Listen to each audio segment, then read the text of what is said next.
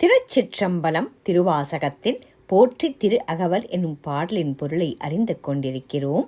இன்று 50ஆம் வரி முதற்கொண்டு 60ஆம் வரி வரையிலான பொருள் விளக்கத்தை அறிவோமா?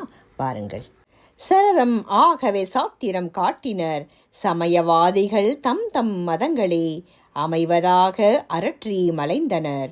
மிண்டிய மாயாவாதம் என்னும் சண்டமாருதம் கழித்தடி தார்த்து உலோகாயதன் எனும் ஒன் திரள் பாம்பின் கலாபேதத்த கடுவிடம் எய்தி அதில் பெருமாயை என பல சூழவும் தப்பாமே தாம் பிடித்தது சலிய தழலது கண்ட மெழுகது போல என்று தொடர்கின்றன இவ்வரிகள். இதன் பொருள், சமய பெரியோர்களோ அவரவர்கள் மதமே உண்மை என்று கூறி சண்டையும் இட்டனர். உறுதியான மாயவாதம் செய்தனர். உலோகாயதன் எனும் வலிமை கொண்ட பாம்பின் கொடிய விடம் போல கருத்து வேறுபாடுகளும் பல பெரும் பொய்களும் என்னை சூழ்ந்து கொள்ள நான் பிடித்த பிடிவிடாது தீயில் பட்ட மெழுகு போல என்று தொடர்கிறது இப்பாடல் வரிகள். நன்றி. மீண்டும் சந்திப்போம்.